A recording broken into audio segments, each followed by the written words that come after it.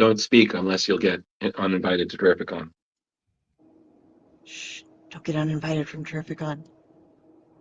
Hey, this is Mitch Hallock, promoter and producer and creator of TerrifiCon, Connecticut's #1 Comic-Con, happening this August 8th to the 10th at the Mohegan Sun Expo Center in Uncasville, Connecticut. Join us for 3 days of your favorite actors from TV, movies, anime, and more, plus the biggest comic creator guest list in all of New England, happening this August 8th to the 10th. Tickets are on sale right now. Go to TerrifiCon.com. and make sure you watch Splash Pages, because I'm going to be telling you about a whole bunch of cool stuff on this week's episode.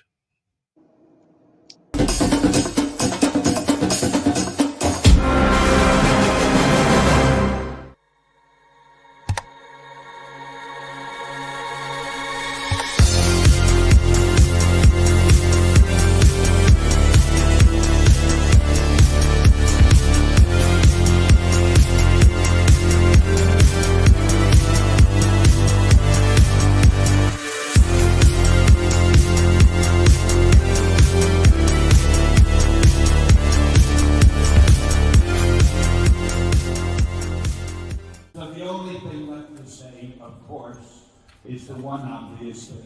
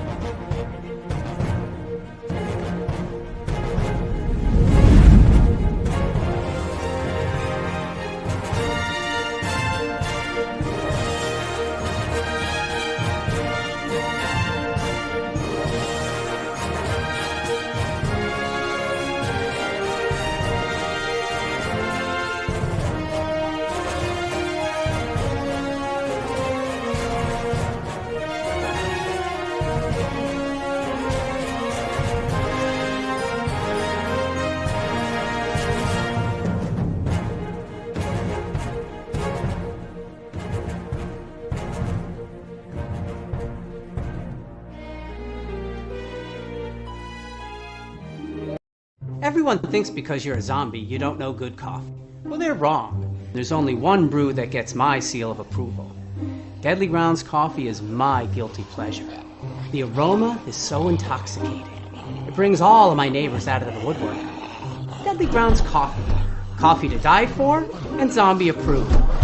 It's good to get a little deadly. Use the front door! Oh, they're so disgusting.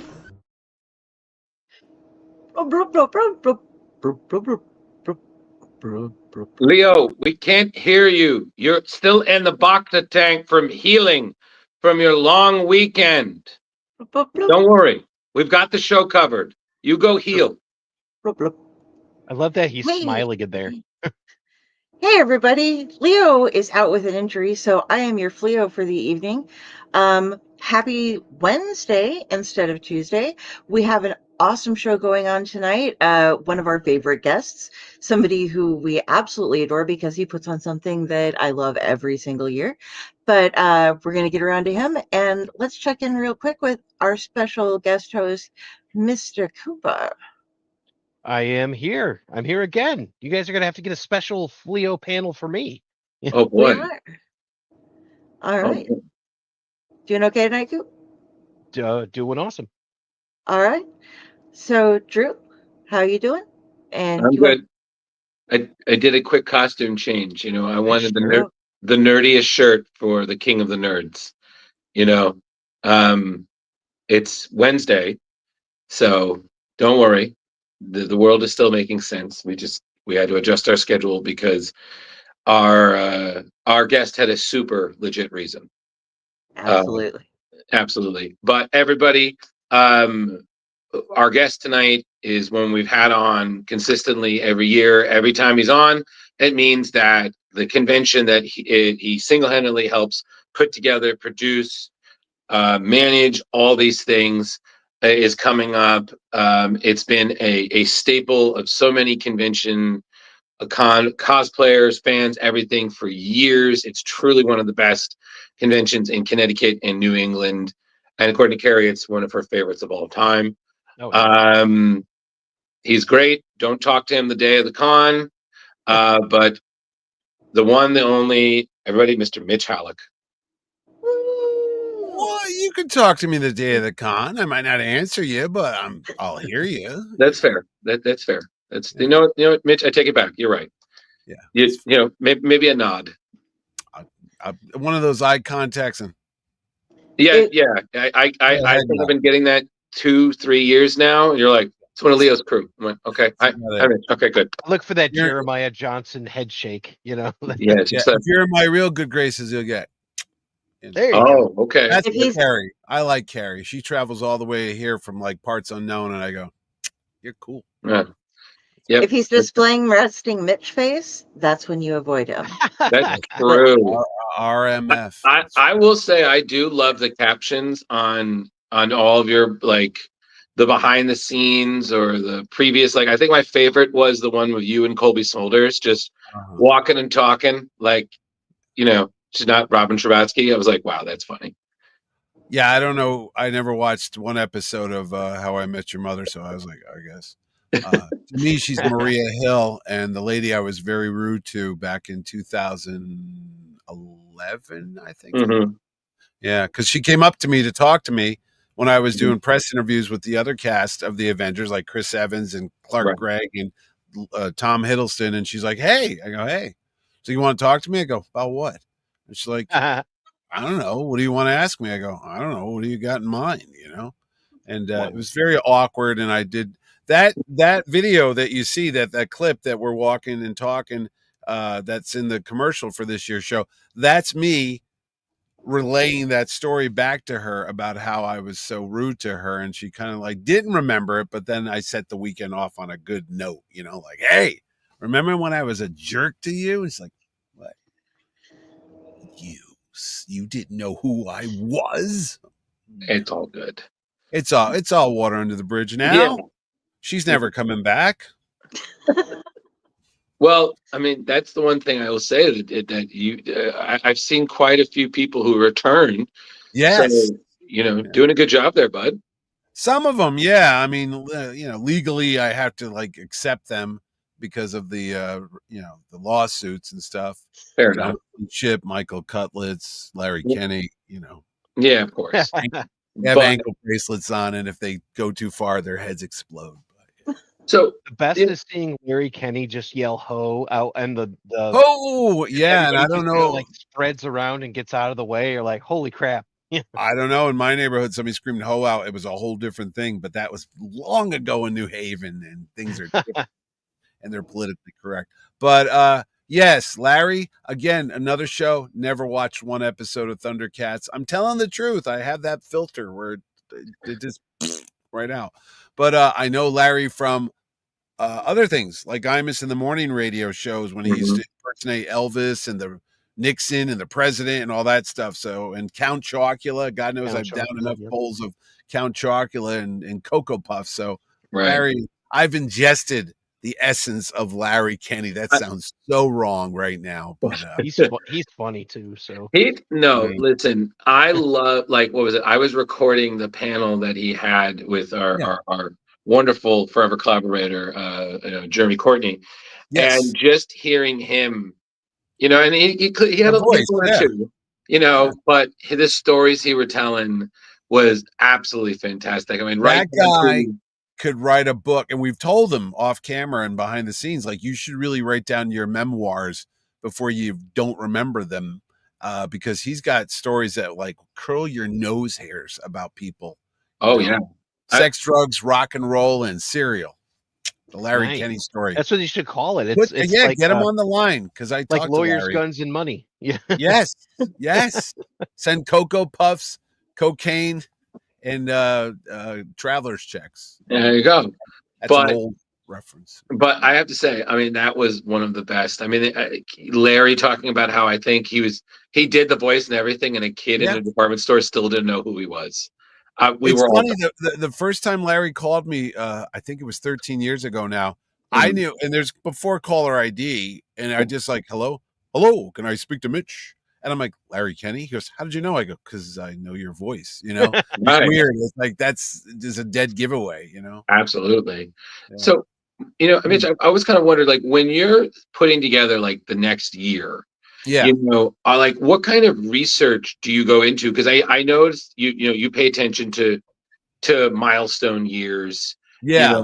popular things. So, like, when you're putting together a con, like, if you had like what is the absolute requirements? Like, I tried it. You know why I do those anniversary things? Because I try to always build like a theme around the show, because it makes life easier. If I go, hey, we're gonna do Superman's 85th, whatever, hernia operation, and then I could like get people that were involved with this thing years ago, and and that's it. Like the Turtles are coming up this year, Teenage Mutant Ninja Turtles.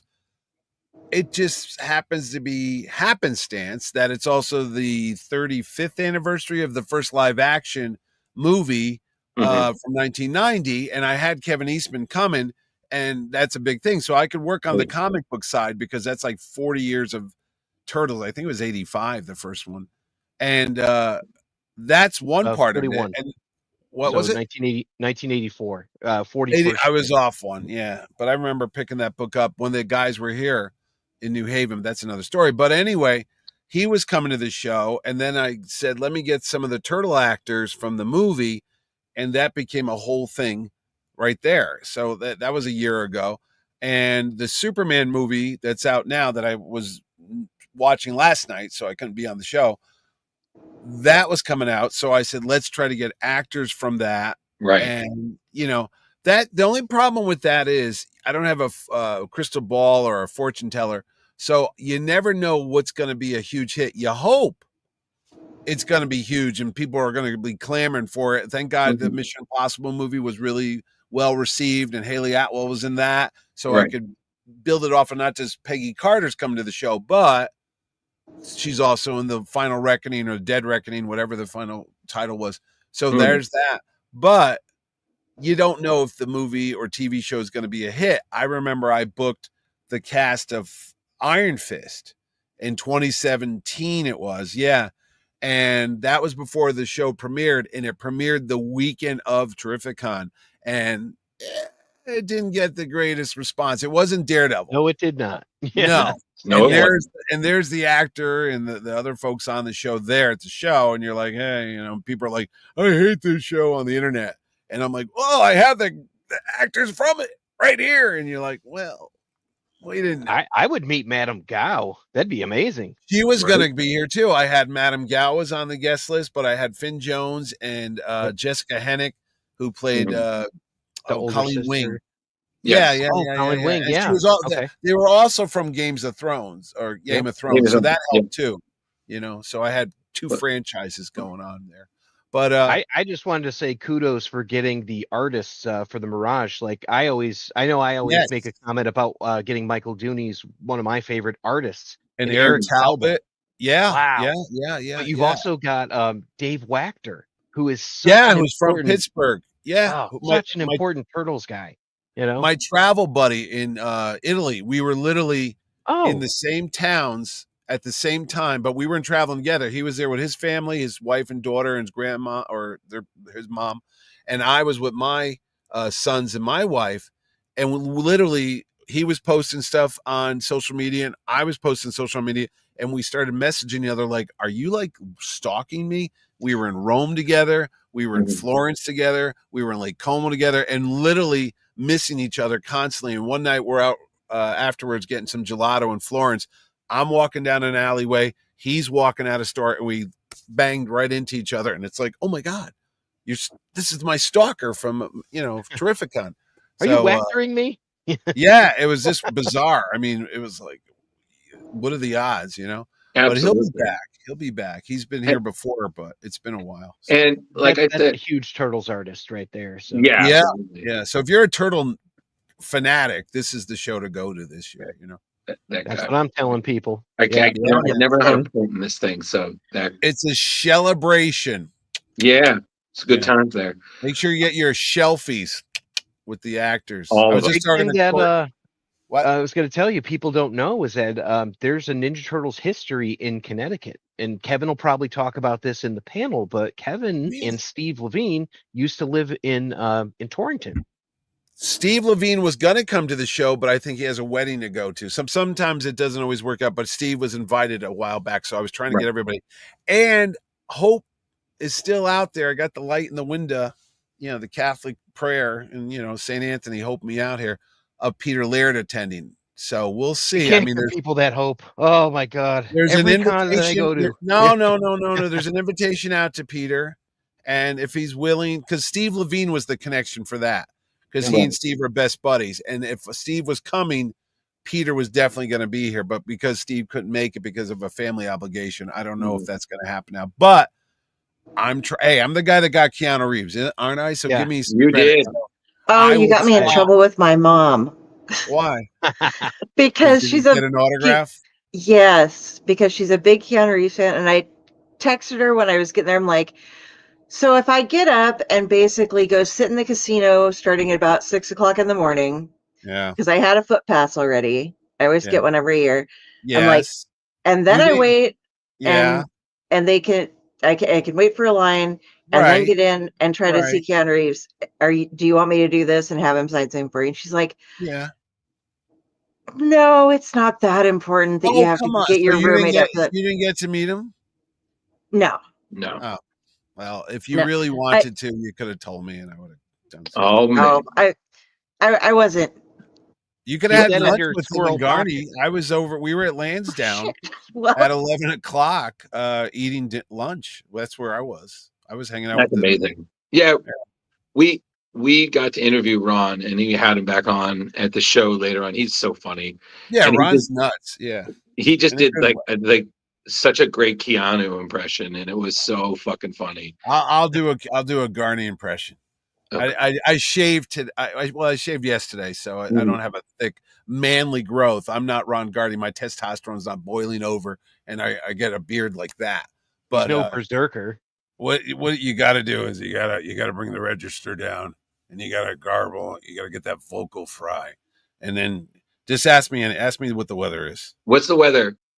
Fuck. Oh, can you swear on this show? Yeah. Okay, do it again. Here we go. Hey, what's the weather these days? Fuck. I don't know. The fucking sun might come out today. I don't. Yeah, it's not gonna snow. Well, now sounds like a New Englander. I definitely think the competition for most gravelly last year was the competition between Ron and Ben Percy. Oh no, Ben Percy is like, oh my God. I mean, when his nuts dropped and his voice went down a register, it must have been like Krakatoa. That guy's got a voice. I went up to him. I said, "Hey Ben, I need you to go." Well, yes, I'll do. Oh Jesus God, are you okay? And he's like, "Yeah." I go, I don't know what's going on here, but that's a manly voice you got there. He's like, "Oh, thank you very much." I was like, "Yeah." Barry White sound like a tenor in a freaking boys choir. I remember it is deep. I remember when we did the interview for him, like Carrie was a little shook. She was like, "I thought you had a deep voice. That man is just buff lumberjack writing Wolverine." Yeah, and he writes Wolverine stuff and horror stories. But that voice, if he ever does his own like author reading, his books or whatever, he is. Does he read his own stuff? Bullet. He narrates it himself. Oh my God, is it scary? I mean, do you get like chills? Like, oh my, I might not be able to go out. I haven't listened to it yet because I'm finishing worried. The one thing that I am, but I'm like, I ready to go to sleep to it. I'm like, I don't know if I could sleep to his voice. I don't think you'll wake up. That's the scary part. I'm gonna download that just because I have trouble sleeping, and not because what the content is might put me out, but just the sound of Ben Pierce's voice. I'm just thinking about it now. I'm getting the willies. I get to see it now. If you speed it up to like 78 speed on that'll be weird if it sounds like Alvin and the Chipmunks, but no, I don't think. No, it sounds like Drew. It might sound like God, no. He's Benjamin Piercy's the only person who can speed up his voice, and it might get to James Earl Jones level, maybe. Oh, nice. Yeah, that's probably it. You can hear him across the con. It was something else. It was like, well, yes, I did write that book. What's happening over there? Yeah, I was like, when did you write the book? When you were the Undertaker? Like, good Lord. Right? You know? I had a But career in wrestling for many and years. and like I said, you have such a great lineup this year, and then you have some unexpected like curveballs of guests. Like, what was it? I was looking through, and you have like Owen King. Yeah. Stephen King's little guy. He's about that big. It's funny because he's friends with Charles Soule. Now, Charles Soule is an invited guest, announced guest this year. However, Charles Soule actually comes to TerrifiCon every year unannounced because I'll be wandering the walk, checking on everybody. I go, the hell are you doing here, Charles? Oh, I'm here to see whoever, one of his friends. Like Jerry O'Connell. Like Jerry O'Connell. Yeah. So, but the thing of it is, Charles tells Owen King about the show, and then Owen, who hasn't done a Comic-Con before, this is virgin territory, he writes me a letter and says, would you like to have me? And I'm like, well, you're a friend of Charles Soule, I'll let you come in. And then I put it together who he was. I'm like, wait a minute, he wrote a book called Sleeping Beauties with Stephen King. Is he related to Tom King or Larry King or Billie Jean King? And I'm like, wait a minute, he looks a lot like Stephen King. Oh my God. And I'm like, light bulb. Oh, wait a minute. I think that's a relative of his. Right. And then I figured out it was his dad. So he will be at the show. First time ever doing a panel. I put him on the panel because he was nice enough to send me one of his books too. I said, I'm going to go out and read it. He goes, no. And he sent me a copy of his book called Self-Help. Okay. And it's a graphic novel. It's not like one of those cure yourself types of things. Like I'm okay and you're okay. It's not that. But it's a book. I think Image put it out, and he signed it to me and all that. And the funny thing is, my youngest son, his name is Owen, or Oe, or O, or OO, and Stephen King's. Owen King's writing to me, so I'm responding back like I would just normally do for my kid. I'm like, hey, you're going to be at this table, and this is it. And hey, Oe, you want to do that? He's like, yeah. And he's just answering me. So I think either they must call him those names too, or he's very comfortable with me calling him names like that. So totally. I told my wife, I go, oh, he's a good kid. How do you know? Did you read his stuff? No, his name's Owen. Oh, okay. Yeah. Owen. It's just assumed that, because his name is Owen, we're all right with him. So that's don't say anything bad about my boy Owen King, or I'll come. No, sir. It'll be a reckoning. We in Splash Pages are on our best behavior until we decide mischief will be managed. So, okay, that's fair. Fair. And the surprise guest for me was that I saw Melanie Chardoff from Parker Lewis Can't Lose, and the voice of the Dee Dee Pickles from Rugrats. Or if you're old like me, from ABC's Fridays, which was a wannabe Saturday Night Live, and she's from my hometown. So, is she from? She's from Connecticut. I didn't know that. Yeah, dude.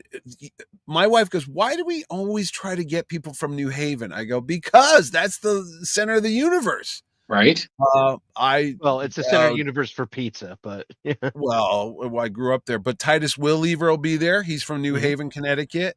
Yeah. Melanie Chardoff is coming there. She's from New Haven. My friend Phil Lamar, the voice of the Green Lantern and great movies and such from Mad TV as well. He went to school at Yale in the 80s when I was down the street at the other college. Toad's Place? yeah, Toad's Place. I went to school. I got a degree in bartending. But there's always a New Haven connection to the thing. I was trying to get Paul Giamatti to come to the show. Interesting. Because Paul was just in town promoting Pepe's 100th Pepe's Pizzeria. It was their 100th anniversary, and Paul came in for that. And Paul's from New Haven. We went to the same bookstores and the same movies and all that jazz together. We're about 6 months apart from each other. So, oh wow, yeah. Giamatti, if you're listening, he might be. He's a weird dude. He listens to a lot of stuff. I tell everybody, since I'm a Connecticut guy myself, the history we created the lollipop. The lollipops from New Haven, the first hamburgers from New Haven, the Frisbees from New Haven, Dr. Spock's from New Haven, Norman Lear, the great TV producers from New Haven. Yep. I'm from New Haven. Nolan North, the voice of Uncharted and all that jazz and video games and such. He's from New Haven. I didn't know that. He's another Ninja Turtle guy you could have gotten. Is he a Ninja Turtle guy? He is, yeah. The 2007 movie TMNT. He played Oh, Raphael. I did not know that, but Call him up. Add him on. I could. You If they're should. from, Richard Pinney and Wendy Pinney from the ElfQuest book. Yep. Richard's from New Haven. So there's always that weird like connection because I'm like, hey man, we probably bumped into each other. We don't even know each other, you know. So Right. But things happen. Keith Champagne's from close to there too, isn't he? Keith is actually a resident of Montville, so he's got the award for the closest guy to Mohegan Sun. I can't not invite him because I think technically he lives there, so it's just like, hey, Keith, don't go that door today. Just go through the other door, and you could be here. So yeah, Keith has the shortest commute every year to TerrifiCon. So, I remember growing up, we were super excited because Jim Aparo used to live in Cheshire, and I'm from Southington, so it's like there's such a rich history in Connecticut with all these guys. Oh God, yeah. Well, a lot of it is because back in the day, before Connecticut had a state tax or a state income tax, all the artists and writers lived in Connecticut because they would commute to New York City and work, but they didn't have to pay any like tax or anything. So there was a big reason to be here. So I mean, Westport, right down the road from me, was full of anybody who did a comic strip, anybody and their brother that did Flash Gordon and all that. They were all there. They had a little cartoonist society that they came up with in Westport, which is really just a country club thing so they can go out and drink and play golf. And that's what happened. But yeah, a lot of the comic guys, when I grew up in New Haven, my local comic shop, Mike Zeck would be in there. Ordway, eventually my buddy Ordway, he was there. John Beatty was there. Bill Sienkiewicz was there. They were all hanging around New Haven and West Haven and going to the same comic shops that I did. So it was insane to meet all these people there. You know, absolutely. Did they ever pick up a book and just sign it and then put it back? Yeah. That's cool. Jerry did that all the time. And John Byrne lived in Fairfield, Connecticut at the time. Byrne would do that. And Rob Liefeld, when he was like 15 years old, slept on Jerry's floor for 2 or 3 weeks when he was trying to get a gig over at the Comics, DC, I think it was. And he crashed at Ordway's house, learning the trade as it was. Is he somebody that is there interest enough in getting him in person? Because I met him in person at C2E2, and he's well, no, I know. He's a good dude. I know Rob. We talk to each other at shows, and he knows me, and I know him. I had a great conversation with him a couple years back when he was at a friend of mine's booth signing, and then they had like a little area you could have a sandwich. And Rob and I talked for like an hour as he was, having lunch, and he was telling me about the industry and the two guys that did the stunt work, the Italian fellas. I can't think of their name. They did the fight scenes for Daredevil. The famous hallway shot. Oh, yeah. And I think they were working on Deadpool too. And Rob introduced me to them, and we talked about him coming to the show. And he was actually scheduled to be here in 2021 when we came back from COVID after the first show back. Rob was about to come here. It was a big thing. I even had William Shatner scheduled at that time, but it was still kind of an iffy time. We were like, is everything ready to be back? And we don't know. And he had to cancel like a week or two before because he had a family trip or something that he couldn't pass up. And the funny thing about Liefeld is I was in Italy and Rome and all over the place, and I was making little videos about looking for comic books because I, trying to kill the time, and I'm a nerd. Right. And there was a shop called Star Romana, I think it was, right outside the Vatican. And I went in there and I'm talking to the guy, and he's got a Deadpool original drawing, a headshot by Rob Liefeld, and it was kind of faded because it was like there. He goes, "Oh yes, many years ago, Rob Liefeld from Deadpool was here." So I took a picture of it and put it in my video. And like a week or so after we were there, Rob was there with his wife, and I texted him. I said, "Hey, go to this shop. There's a drawing that you did." And he like, "I was just there. I saw it." And it's like, it's bizarre how we were just like missing each other. So yeah. So that he maybe someday. I know he doesn't like doing a lot of shows, and I've asked him, and people have asked him. I think he's kind of retired. Maybe he does like San Diego or something because he lives out in California. But we'll see someday. There's always an open door for him because I know he's got a lot of fans out there. Absolutely. I mean, and speaking of we've talked this, we've opened our guests, and we've interviewed a few international creators, kind of got an idea. What's the con scene like over there? Like, is it It's different? very different. I went to Italy twice, Lake Como Comic Art Fest. Great show if you're an art collector.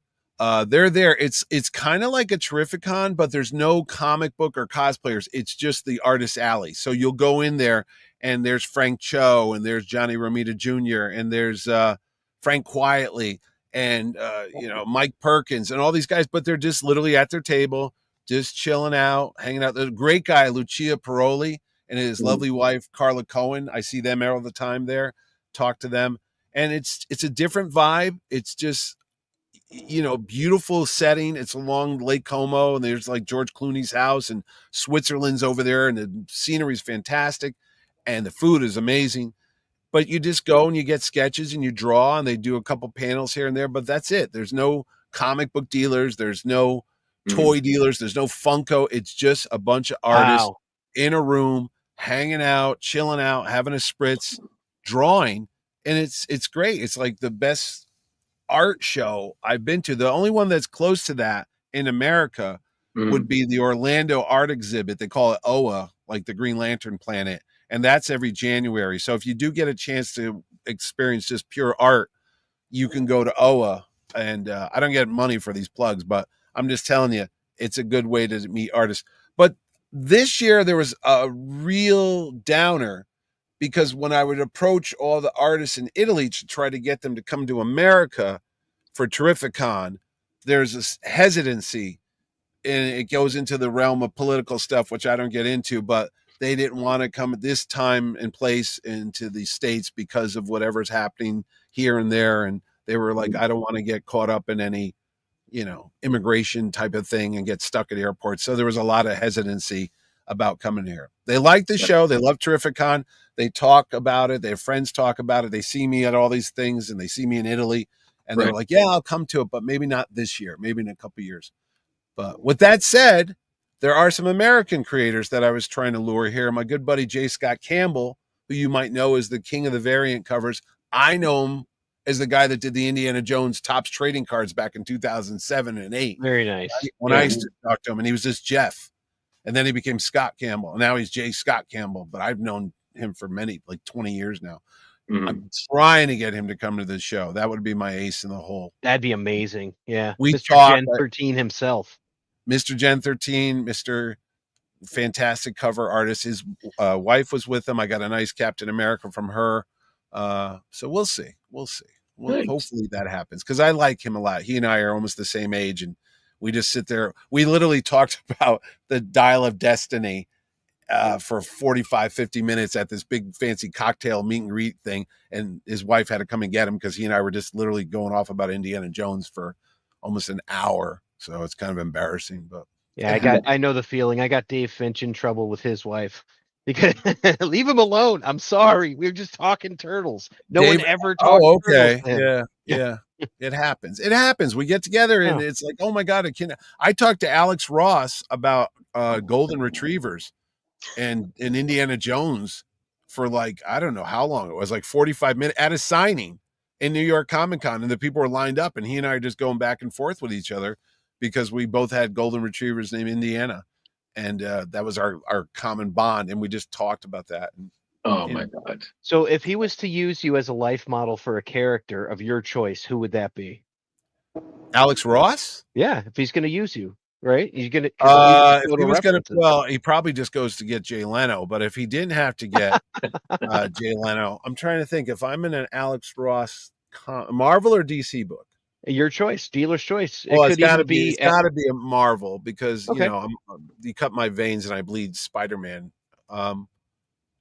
Who would I play?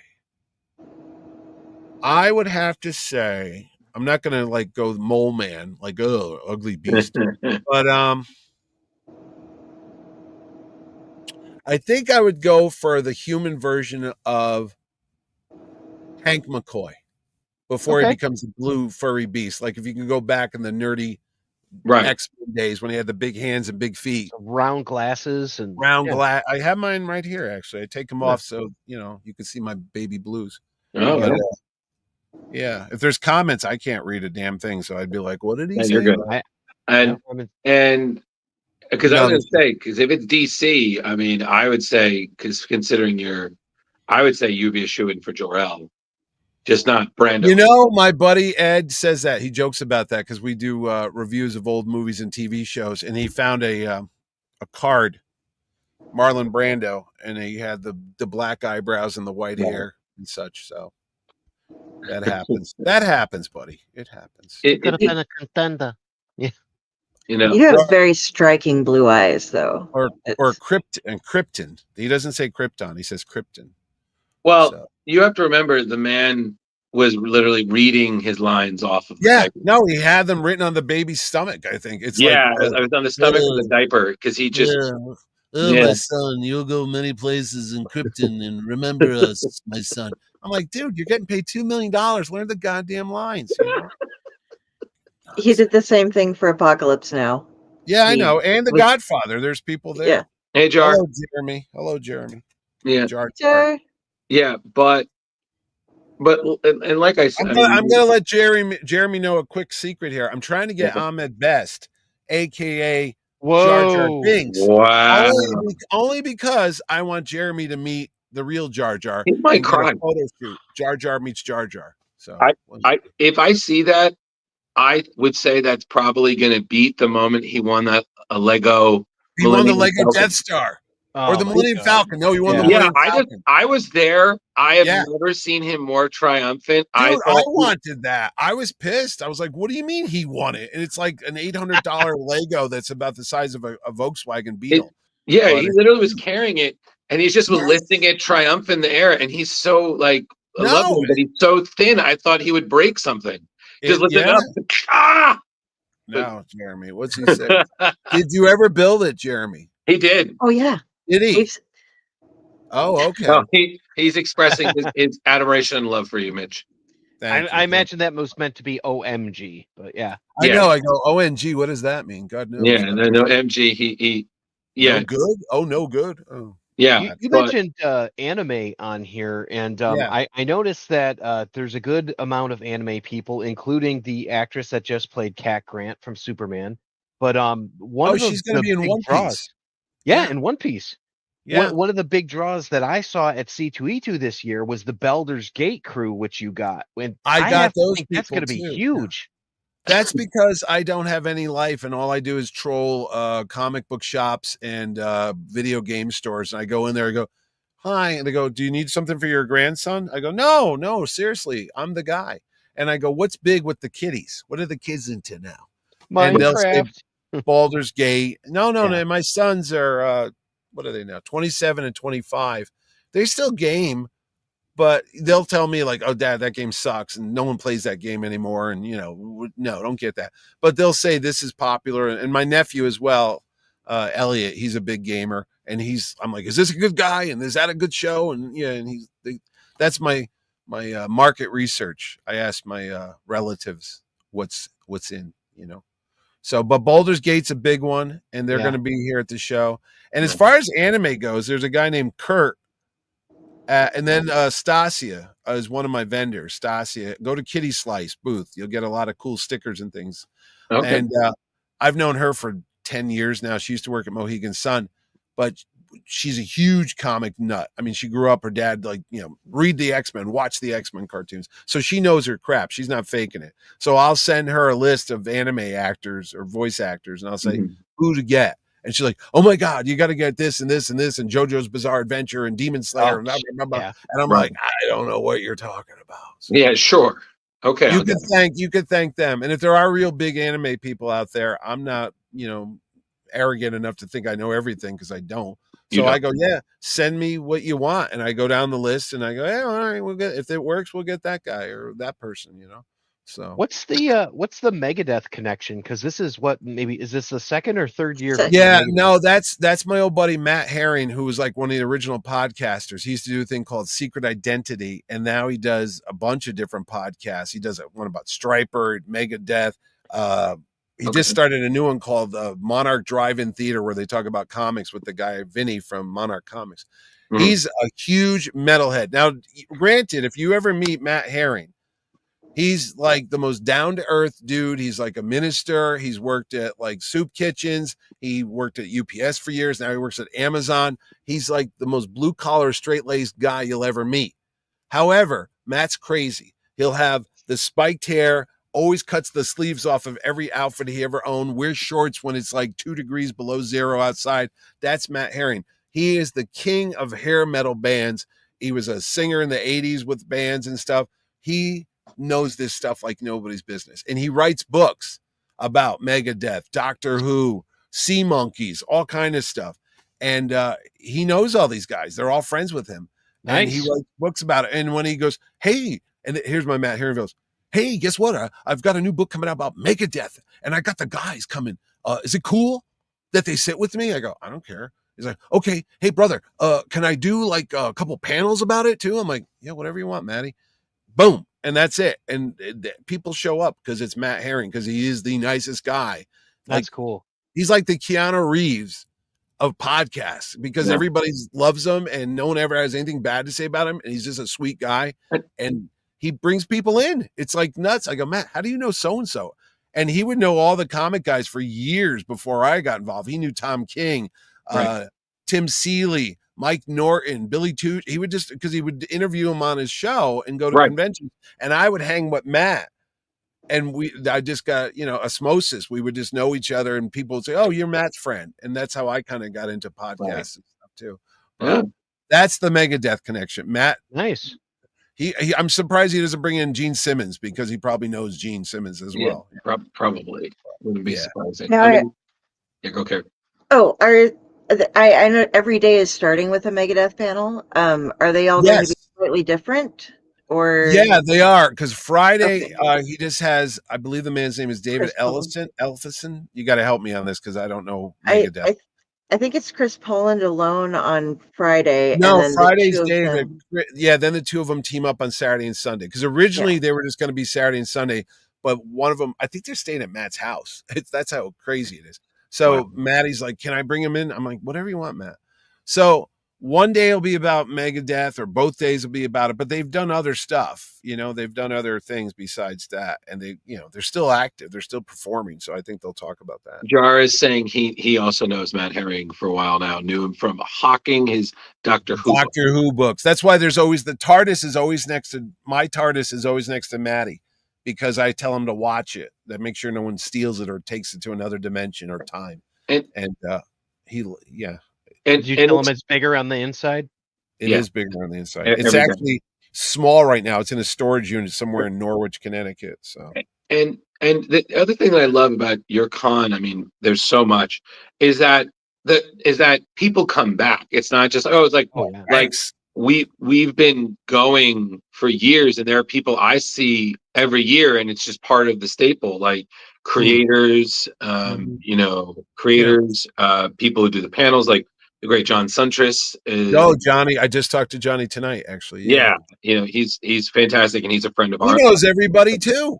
Yeah, I mean, Bendis, everybody, and that's how I get a lot of people. I go, hey, John, you doing well? I'm talking to Bendis tomorrow night. I'm talking to Hickman tomorrow, and I go, what could you throw? And then they say, oh, you're John's friend. Yeah. Oh, yeah. I'll do your show, and that's how it happens. It's like crazy connections all over the place, because he's been doing podcasts, I think, for 15 years, that Word Balloon comic show, 20. And he's known people 20 now. Yeah. So it's something crazy. So he's interviewed people when they were just starting out, and then they made it big, or they're still continually do products and stuff. And when he comes to my show, I hook him up too, because he goes like, oh, I always wanted to meet John Romita Jr. Oh, I always wanted to interview so-and-so. And I go, well, you could do the panel. And then he goes, oh, thanks, buddy. And then he'll just bring his microphone, he sets it up, and he does it for the content he records for his audio show, but he gets to meet them. So, and it's so funny, like watching the panels, because again, like we're constantly running, doing interviews and promoting is, you gotta keep busy. So your panels are just so chill. Like you just sit and you just learn things that you didn't even know about your favorite celebrity, writers, whatever. And it's just so chill. And it's so wonderfully accessible. Like literally, I'm like, is there like a suggestion box? I feel like I want to submit a panel, And then Mitch would be like, "Oh, congrats, kid, you're in." And I'm like, "What? I'm sorry, what? Who's it? Where am I in? What am I Pretty doing?" much, Like, yeah. and it's one of the things, and I have my problem saying, like, I'll bring up like to Coop or to Carrie, I'll be like, what do you think? And they're like, oh, you should bring that up to Mitch. I'm like, no, like you gotta because we got ideas. I was like, this TerrifiCon is Mitch's baby. You don't put your baby in the hands of an amateur. Okay. No, you guys have been doing you got to make sure you've got the resume and the credentials, and CPR, all the stuff. Yeah. And this is the high level of excellence. We don't want you to pull a me and just be like, get out and never come back. No. The advantages of doing everything yourself is I know you guys and I trust you guys, and I go, hey, there's a lot of podcast people that I know that don't do my panels because for one reason or the other. But wait, I'm just reading this. Mitch, who would say you've gotten the most excited over the years to meet at TerrifiCon, Connecticut's Terrific Comic-Con, and who are you looking forward to? Jeremy. The most excited I ever got was Billy D. Williams, only because I'm a complete Star Wars fanatic. Yeah. I can't believe it was Lando Calrissian. And over the years, no, I mean, I got to calm down. I mean, Haley Atwell, I love Captain America, so that's like his wife in the movies. Yeah, and Karen Allen, for God's sakes, that's Indiana Jones. Yeah, huge, and Animal House. Yeah, and my wife goes, "What is this? Is this like your secret fantasy world here?" And Lindsay Wagner, the Bionic Woman, I grew up with her because I'm old. And, I was hoping for Aaron Gray. I talk to Aaron Gray almost every day because Aaron Gray is the booking manager for Lindsay Wagner and a lot of other people. Tom Welling, she runs a company called Heroes for Hire, and that's what I use to get a lot of our guests. Right. So Aaron's on my freaking phone right now. I mean, literally, You I could tell call her I love her. So yeah, they all say that. Maybe she'll come out here. I've talked to her. I'm like, Aaron, they always ask for you, and she's like, really? Still? I'm like, yeah. So come on out. God. But and again, you have such a lover of continuity because you get popular artists, but you also reference things like things that you enjoyed younger that are kind of like gifts for an older crowd, like the fans before. The fandom really blew up, No, it's kind of selfish because I do all the panels myself. I like come up with the ideas for this. It's easy when you go, oh, Haley Atwell, Karen Allen, But when it comes to the comic book panels, I sit there and I go, geez, I wonder if anybody ever asked, Jim Starlin and Steve Englehart what it was. Because, dude, when they wrote these like mind trippy comics in the early 70s, because basically people were tripping out. Nobody was doing that. DC wasn't having like, hey, Superman just took a hit of acid and he's like freaking out, man. Right. But Doctor Strange was all over that shit, Right. And what was it like? I mean, the culture nowadays, maybe Grant Morrison comes close when it comes to trippy shit. Oh, but it's been 50 years, man. It's been 50 years since these two guys and a bunch of other folks too at the time started writing this far out stuff, and their audience was a bunch of stoners in colleges and shit. And those are the guys that end up becoming the movie directors and the movie makers and stuff. Think of the influence. Yep. Right. Jim Starlin and Steve. I mean, they're literally taking a paycheck and they're writing a comic book, and a couple of weirdos are reading stuff and sending them joints in the mail. But look at the $2 billion the Infinity War movie and the Endgame made, right? And every kid walks around with a Thanos t-shirt and everybody knows about the snap and all that.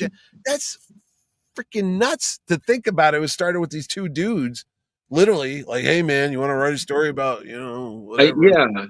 And it's so funny you said it because I remember that I was sitting eating breakfast for this convention in New Jersey, I literally was sitting with my friend, and I look over, and my face, I'm like, oh my god! She's like, what? I was like, that's Jim Starlin. Like I'm just saying, Jim Starlin is just eating breakfast. The man's eating waffles. It was probably East Coast Comic Con because I used to hang out down there. And this woman is talking to him for a bit.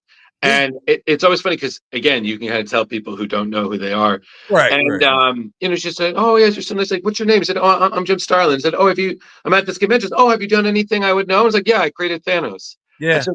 She was like, oh, that's nice. Yeah, my grandson knows that. Yeah. Yeah, exactly. And I'm just thinking to her, I'm like, It was the same way I felt. I think one TerrifiCon, I just saw Jerry Ordway walking around, and he helped take like a photograph of a family, like a group photo, and I'm just like, that's Jerry Ordway, guys, like, and I'm just About that thinking to moment we myself, had with Walt Simonson, you know?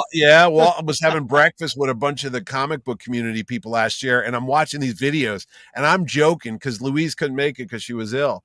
So I sent to Walter, I go, what are you doing? Sponging off of people to get a free breakfast? He goes, no, I'm thinking the fan. But they were like Jesus from the Mount came down and sat with them, and they were like, Mister, would you like some syrup for your pancakes, sir? And he was just like, That's a huge sure. deal. What do you want to know? And they're like, what was it like to make Thor a frog? Oh, okay, well, God here's the damn story it. behind that. You know? That's exactly the question I would ask. Yeah, I know. And like Ordway, I was with him last night at the movies. We saw Superman, and you know, people are coming up to him like, Mr. Ordway, will you be at TerrifiCon this year? And I'm standing right there, like, I'm right here. I'm right here, man. You know, King of the Nerds. I went out to the snack bar, and of course, I wore my Superman shirt with the new logo, which I don't like. But I had to have my TerrifiCon because always be promoting. And I had the Bolin shirt on, and I'm in line, and of course people are like, hey, that's the guy. And they, hey, I love your show. Yeah, get away from me, puke, and just slap him, you know. Don't get near me. The cranky. Get out of here. Get out of here. I'm trying to get my Raisinets. I don't have time for your accolades. Be gone. Yes, go away and buy tickets. But yeah, go buy a ticket. Get out of here. What are you? How much did you spend on that stupid crypto popcorn thing? You know, that's 2 tickets to TerrifiCon. But So did you go to a Regal then? No, I went to the Cinemark over here in Milford, Connecticut. They got the IMAX. We always go to the IMAX. If you're ever looking for Jerry and I, we're always at the 6 or 7 o'clock fan events. We're going to be at the Fantastic Four movie on the 24th, I think it is, because Franco from All Yeah Comics can't make it because he's going to be at San Diego Comic-Con, the bastard. So so it's just me and Ordway at that night. So whatever. I did get a chance to see Superman last night. Do you have any non-spoilery thoughts? Was it super? I will tell you. Now listen to me. A lot of I got to take the No, I got to take the politician answer on this because I have 2 of the actors from the film coming to TerrifiCon, so it would not be right of me to say anything negative. Right. However, with that stated, prefaced, there are parts of it, because I love Guardians of the Galaxy. It's one of my favorite movies of all time. It's one of the top Marvel favorites. Agreed. And I love Sean Gunn. I know Sean. I could call him right now too, and I love his brother James. There was too much Guardian influence on the Superman movie that was a little lighthearted, more so than I thought, because Superman is like the guy. He's the, everything comes from Superman. So you have to have a certain level of seriousness as much as you can because it's a guy in a blue suit with red underwear. I get that. But it was almost a little too jokey for me, I thought. And there was maybe a little too many characters where I would have rather just focused on Superman, Lois, and Lex, the 3 people in that story. And that was my only negative about it. I mean, as much as I like to see Guy Gardner, I love the Green Lantern. Hawkgirl, it became like maybe the second movie could have had that. The first movie should have been, let's just get into the character of why Superman is who he is and what's about. So that's my only critique. So I think that Lois Lane is one of the most fully actualized versions of the character we've ever seen. And just there's scenes that I think with her and like specifically Mr. Terrific and all that, I think that was great. Blow people's mind. Yeah. Mr. Terrific was great. I said I'd see a movie about him tomorrow because because he has a great name. Let Tom King write it. I was blown away when I realized that was the same actor who played the ill-fated Darwin in X-Men First Class. Yes. I was like, oh my God, that's the guy. Redemption. Totally, man, because they did him a disservice in that movie for killing him right away. Absolutely. And but like I said, I'm very excited to see the movie, and I've heard very good things from people whose opinions I care about. I just think like Thursday, I'm just going to log out of Facebook because definitely. People I know are going to respect a no spoiler, but there is always someone who. There's always those jerks, and what they've done now is they just take the plot lines or the spoilerific things and they make text posts about it. So you just can scroll down your feed and not even, but because you could read, you'll see like Vader's Luke's father. Like, what?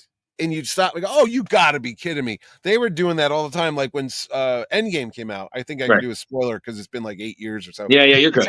Like, Cap grows old, Iron Man dies, Thanos loses. You're like, wait, what happened? Black Widow's dead.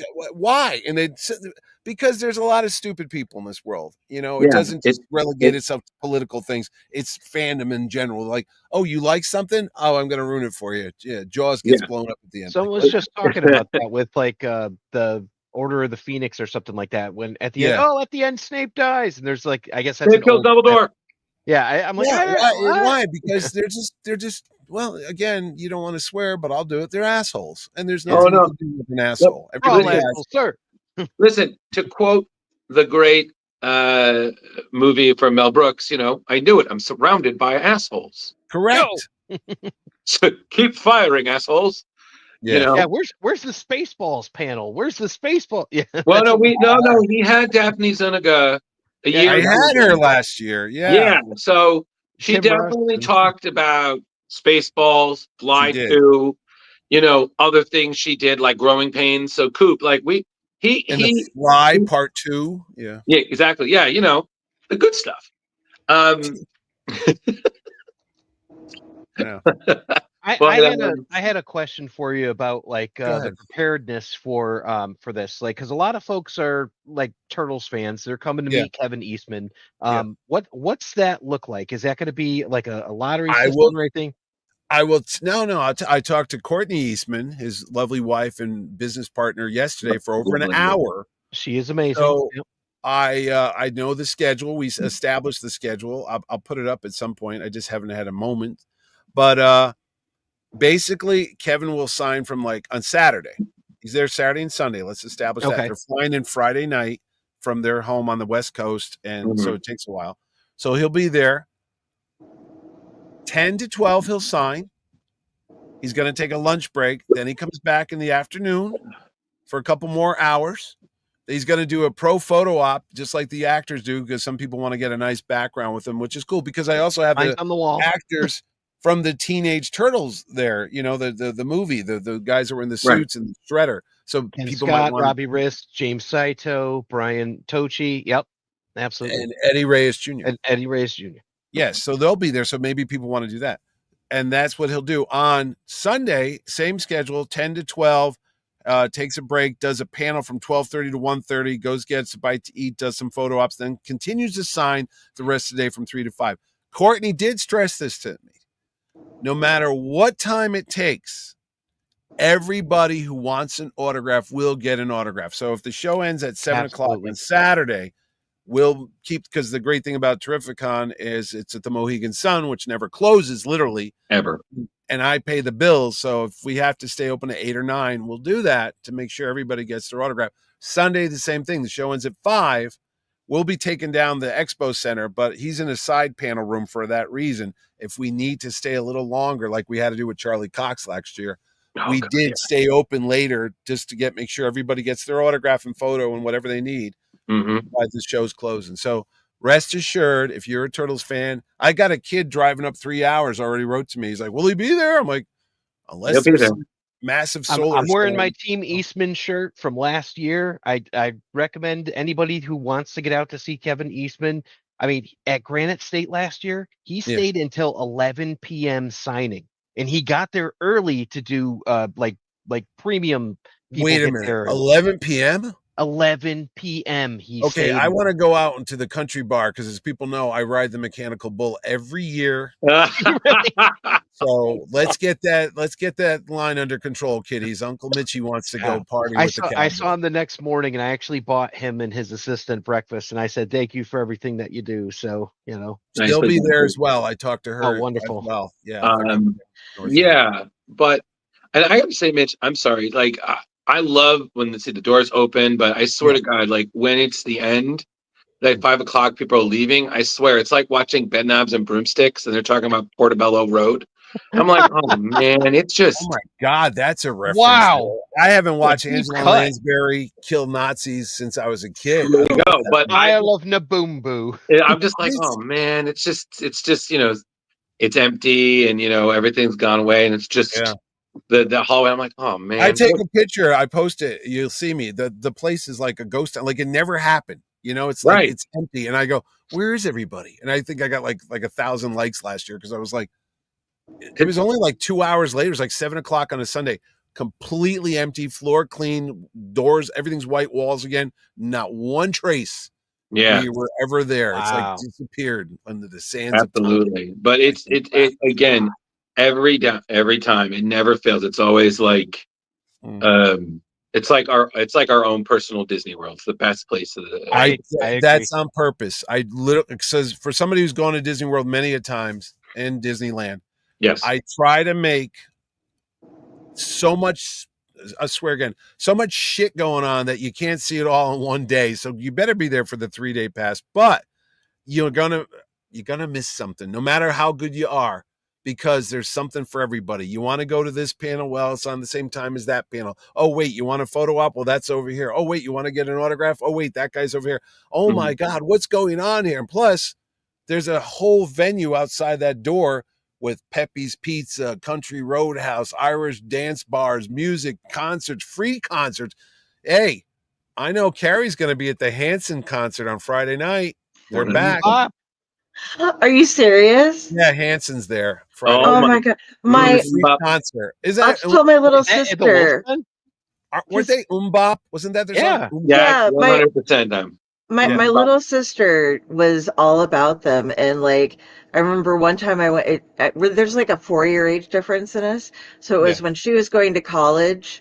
I was over at her house one time when she was having a party, like 10, 15 people, and her and her roommate were dancing on the coffee table to Mbop. So there you go. That might happen again this year. You don't know. Yeah. Okay. Goals. We got to see if we get you a photo of you and them and be like, hey, do you see who I ran into? Look. Oh man, it's been like that. The great thing about being at the Mohegan Sun is there's always other shows going on, and you don't know. I remember they had a year. It was the weekend Elvis Presley died. I think it's the following weekend. So they had a tribute to Elvis. So that Saturday night, there was Elvis impersonators wandering around. I mean, I got cosplayers, I got stormtroopers, but then I got the King of Rock and Roll in line at the Ben and Jerry's there with me at 3 a.m. And I'm like, King, you're back. He's like, hey man, how you doing, buddy? I was like, can we get a picture? Anything for you, King of the Nerds. Come on, man. And we got the picture. It's like, it was insane. Then last year they had the Asian American Beauty Contest going on.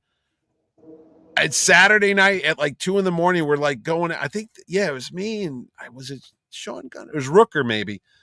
There's these women walking by with the sashes, like Miss whatever, and they have roses in their hand and tiaras and evening gowns, and guys running around in tuxedos. And it's like, what is going? Is it prom night? What's happening? Right. And they were like, no, they were in the convention center and they had a huge event, and it ended. And they're like, here she comes, Miss whatever, and they gave her the flowers, and it was just nuts. And they're all taking pictures out in front of that big glass sculpture, and everyone's running around to bars, and we're like, what is happening here? So, that's there's always something going on at the Mohegan. I can only imagine if someone had asked Rooker who he is. He's like, I'm Mary Poppins, y'all. And I'm like, yep.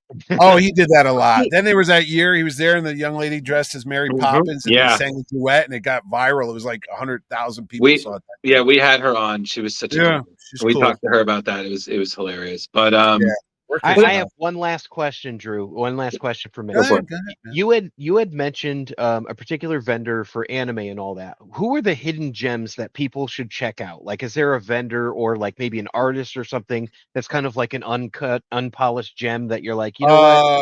They're the people we should talk about. Well, you could tell me what you're looking for. If you're looking for who's a cool vendor? Tom Ryan. Tom Ryan's been with me for years. He's an artist. He does pins, prints, everything. Tom's the guy. You're always going to see his booth right before you go to the artist alley. He's usually running to the end caps. Yep. I have one of his pins within arm's reach. I can't find it at the moment, but yeah. Tom Ryan's a great guy. The Frem brothers, Brian and Brendan Frame, they're identical twins. and the only way you can tell the difference is I believe it's Brian has the goatee now, but they do phenomenal work. If you want a commission, it's fairly priced. I mean, it's like, that's it for like $150. They'll do a phenomenal job. You can get it colored, 11 by 17, 9 by 12. They're amazing. The Frame Brothers. Those are great vendors in the Artist Alley. I mentioned my friend Kitty Slice already. If you're looking for comic books, because I know it's a comic book show, Very Gary. Jar Jar. Very Gary at Very Gary Comics. You can't miss Gary. He's got this big, long, red, curly hair that he always has back with a bandana. But Very Gary's fantastic. Alex Needleman, who's in Absolute Comics. He's been with me for years. They're right up front. What other comic dealer? J&S Comics. They're a local dealer. They're always at the front. Oh, Herofied. Rob Taylor at Herofied. He has the first booth as you walk in, always at my show. Rob was my very first vendor ever when I used to do shows at a hotel here in Trumbull for one day. And he walked in and he bought a booth, and he was so nervous that he had so much product. He bought 2 booths. And that's when they were like $50 at the time. And he ran home and got more money and came back. And I said, you got it. He's been with me since day one. Wow. And he does amazing art. He puts them on metal. He was the first guy to start doing that. Like they're these big, heavy metal prints, and he does these great, like, imagery of whatever movies and Star Wars and Star Trek. And he's branched out into video games as well. But Herofied, you can't miss him. He's the first booth when you walk in. If you're looking for artwork, I'm trying to think who else. There's so many cool people there that you can't miss. Oh, do you ever go to Johnny C's? He's that guy that does the comic books, but he sells the coffee as well. He's always against the wall. Yeah. It's a comic book, but he's also ties it in with like coffee. It's kind of a weird combination. Yeah.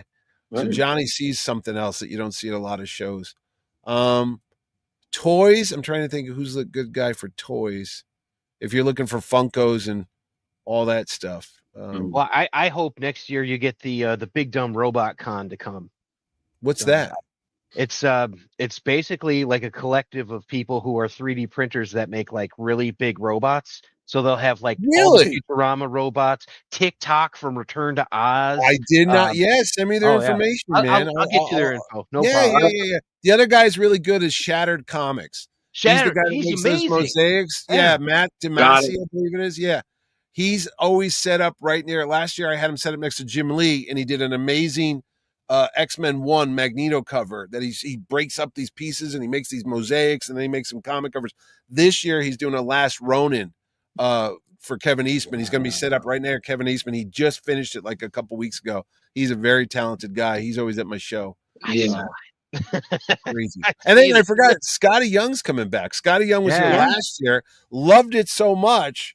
He called back and said, hey, can I come back? And usually I don't try to get people come back year after year. I try to rotate it out to keep it fresh. But no, I was like, Scotty, sure. You can't come, Scotty Young. Get out of here. You're going to say, Scotty, no, you punk. And Chris Claremont comes back every year. And I'm like, no, King of the X-Men, get the hell out of here. Agitate the gravel. Scram, buddy. No, we can't give you 2 happy 60 years of work awards. No, exactly, right? You need to do a panel with Chris Claremont just talking about Magnum PI.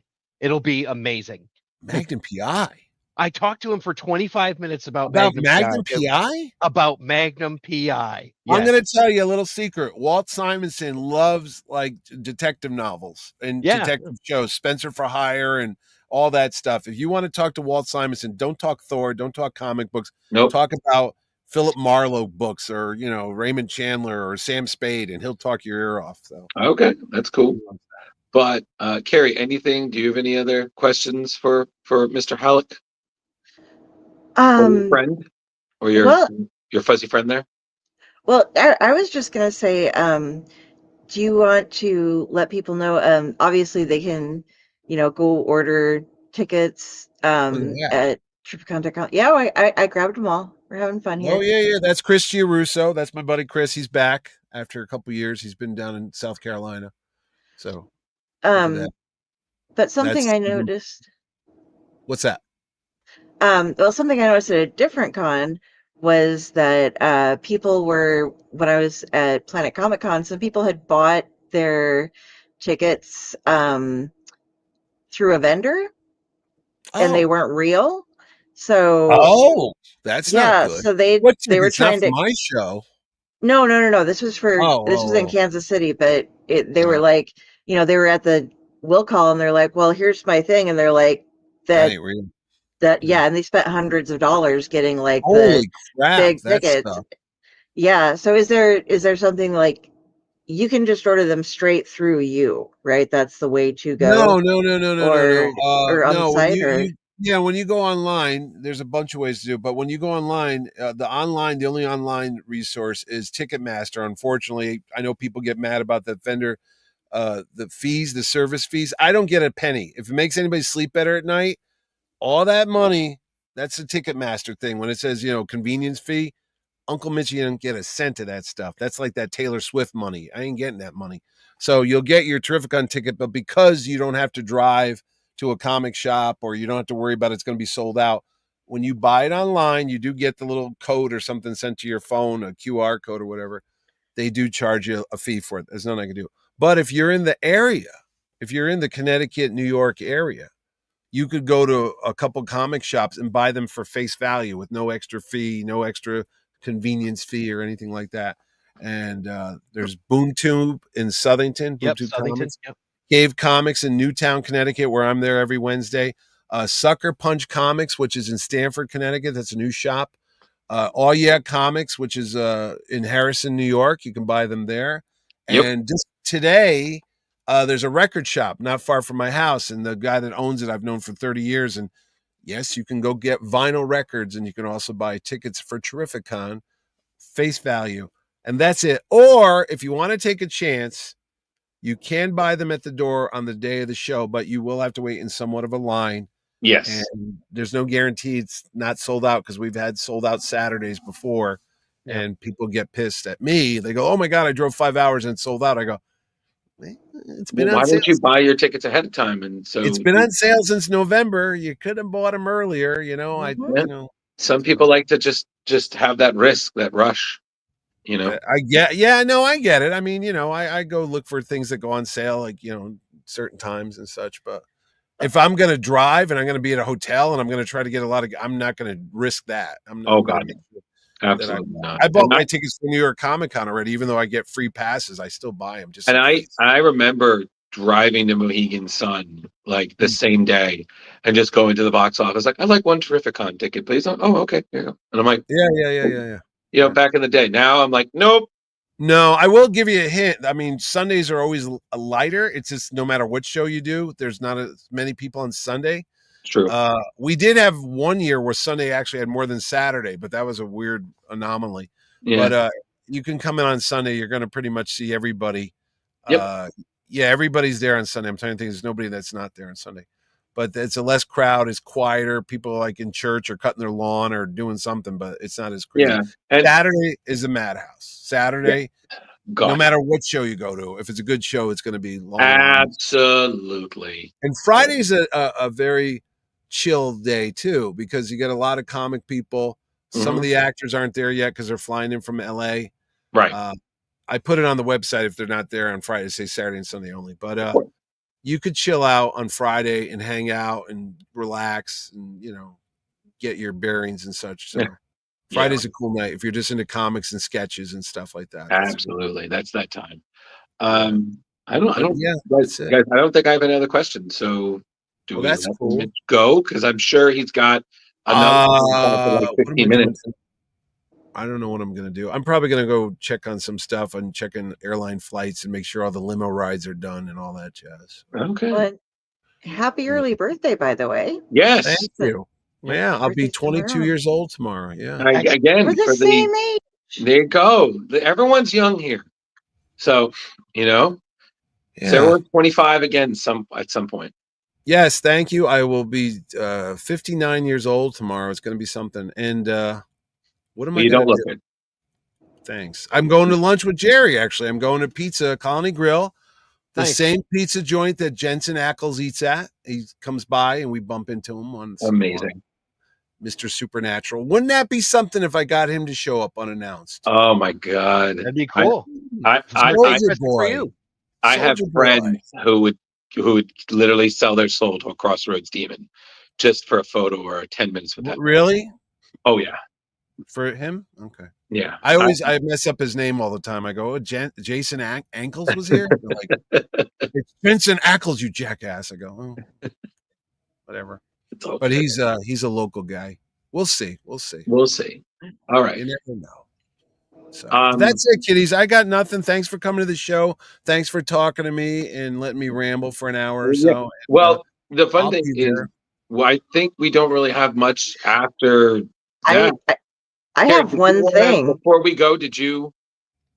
Yeah, actually, and this is somebody who's I wanted to bring up because you were talking about the spoiler alert, with stuff. And have you seen Gene Haspel's movie "There Is No Try"? It's a short film. No, Dean's coming back to the show. I was just talking to him. Yeah, I'd been waiting to see because I'd tried to set up to get an interview with him last year and I missed it. Oh, but you want to talk to Dean? Have you not? Oh yeah, no, we're all right. We're buddies now. I'll call him right now if he's not. Yeah, no, we're good now. We'll save that one for Carl Lumbley. So we just it's just a matter of timing didn't work. Carl's going to be there. Yeah. So what about? No, I haven't watched his movie yet. I'll bust his chops with that. If you look it up, it's just a little 6-10 minute film. If you want to have about a guy who. Yeah, go ahead. Oh, it's about a guy who is going to see Star Wars for the first time in a theater, and he has spent his entire life avoiding spoilers for the entire series. Star Wars for the first one? For the whole series. He's going to see all 9 of them. Yeah, or whatever, and it's hilarious. But I was gonna bring that up before because Dean also had some good news coming out with Chest Face. I'm throwing this up real quick. No, the Red Hook Star Review, which is a newspaper that started publishing in 2010 in June, and it's a neighborhood paper for Red Hook, Carroll Gardens, and Columbia Waterfront District and Gowanus, has him curating a new feature of their. Wow. For them, they're doing a comics block, and it's going to be Dean, Nick Forker, Ariel Catan, Whitney Matheson, Adam Suerte, Mark Jackson, James Kolchaka, Tom Sciolo, and former Village Voice cartoonist Stan Mack. And that started this month. It's going to be a monthly comic thing that they run every month, and you can go check it out on the website, and you can read the whole thing. So Dean is my fellow cowboy. Yeah. If you want to have a laugh, go to the Comics Roadhouse. Anybody watching this, you're going to find where Uncle Mitchie hangs out. I don't like country music. I don't have boots. I don't have a cowboy hat or a belt buckle, actually.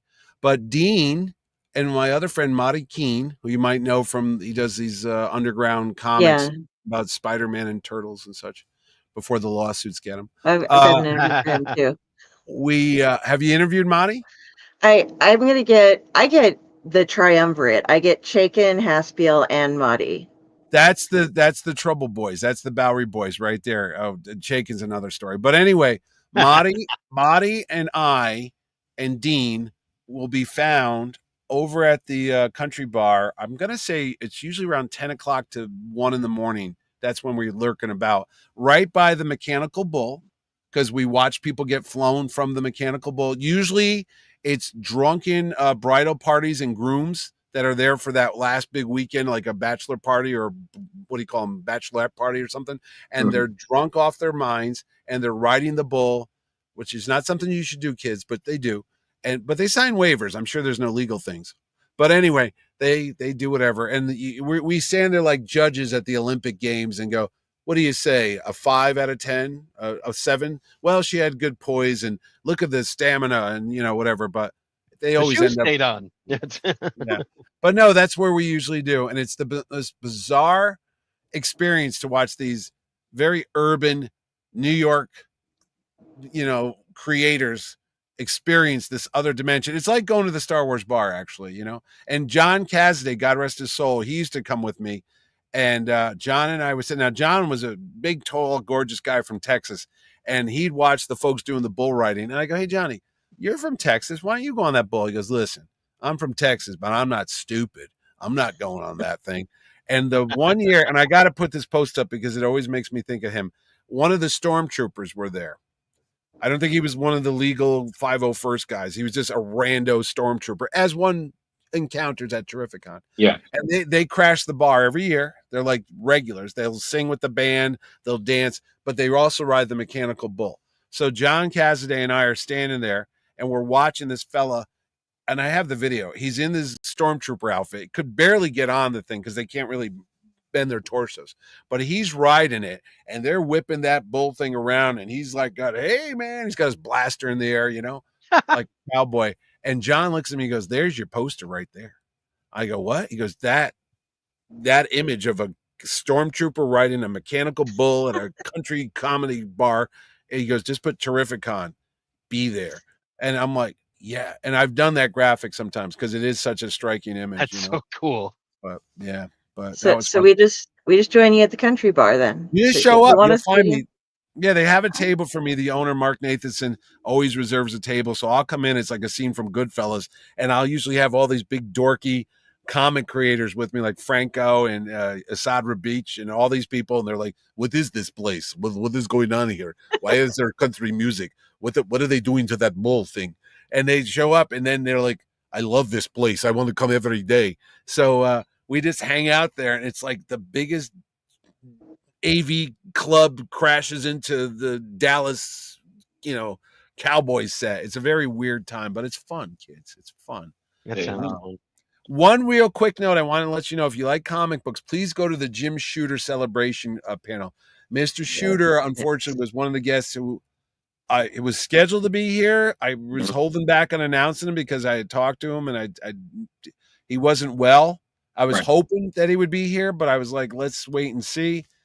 Unfortunately, he passed away about a week ago, and he was going to be there. We were going to do a panel because he's very knowledgeable. He's a great guy, but he's not.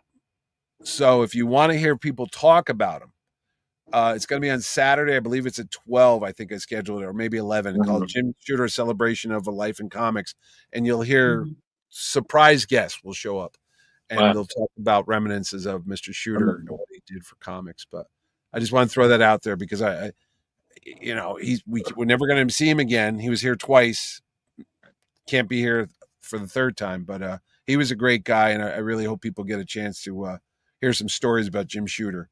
Absolutely. So and that's it. So that's all I got, kiddies. I'll see you next month. If I survive my birthday tomorrow, if crazy Jerry Ordway doesn't take me out and go. Well, don't worry, Mitch, because we're pretty much wrapping it up tonight as well. So if we can get to hang out for a minute or two. Yeah, just 1 sec. Yeah. Well, we're wrapping up as well. But Mitch, if you want to hang, we have one or two things to ask you. I will hang. Yeah. Yeah.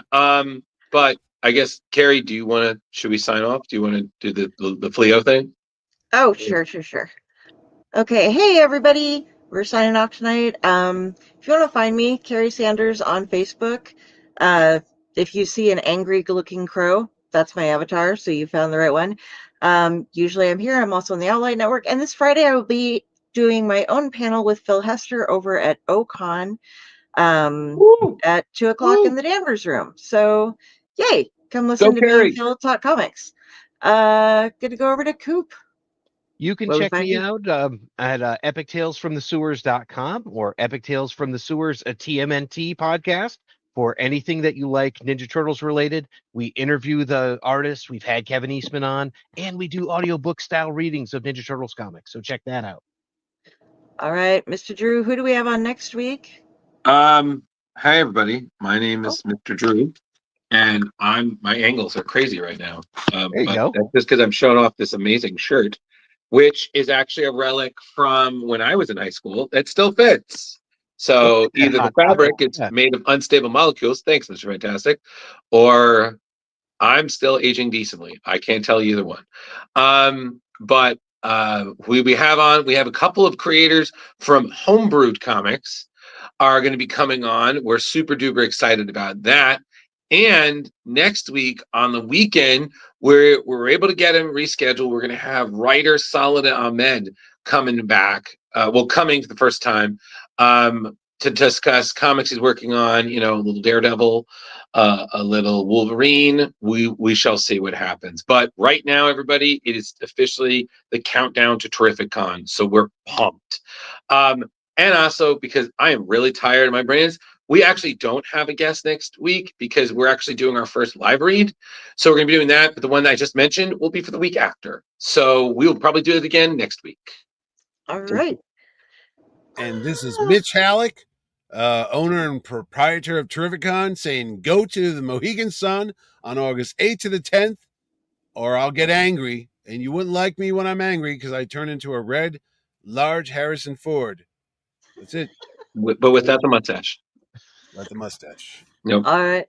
Well, thanks everybody for watching, catching up with us, and we will see you in Connecticut. I fly from Nebraska, so you better show up. Nebraska. Yeah.